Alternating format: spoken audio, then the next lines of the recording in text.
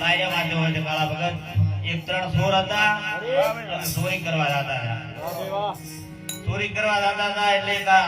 ભોળા શંકર અમારા રમેશ બાપજીઓની કટી હતી અંજારા સોરો દાતા દશા થાય છે એટલે કે મારો પોણે પીઓ કરો પહેલો એવું હતું કે ગોમો પોણે પીતા છે ચોરી ના કરતા એટલે તો કે બાજુ આગલા ગોમો તો આપણે ચોરી કરવાની છે તો આપણે પોણી હોય બાપજીની કટી પીવા બોલાય અને બાપની બેઠા બેઠા માળા ફેરતા હતા અને આરા ત્રણેય અહીંયા હોય છે પોણી પીવા માટે લે મોડા આવેલા બાપજી કહે રે બચ્ચા કહાં से आते हो कहां जाते हो तो के बाप जी ने थोड़ा दादा बोला ताकि खातर बांटने के लिए बाप जी जाता हूं खातर चोरी करवा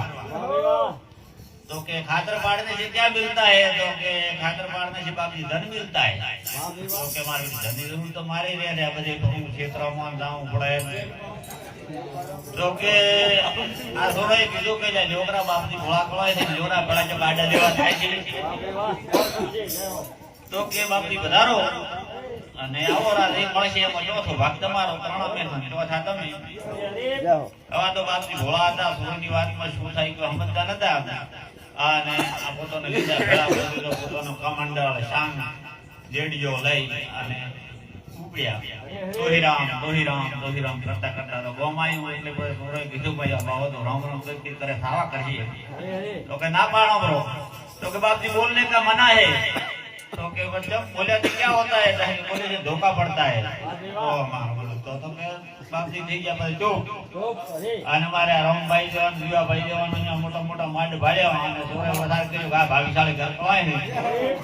ત્યારે વંડી કૂદી પડ્યા મોય આ તો વંડીઓ કૂદે ઢોળે તો આપણે બાપ જી બિચારા નવા હતા પોતે મોસા ચડે નેસા પડે મોસા ચડે નેસા પડે વાહ કીધું કે મારા તો આજા ભેરો લાયો કૂદી ની કે પેરાના બેન મારા પડ્યા પડી બાપજી ની મહિના આયા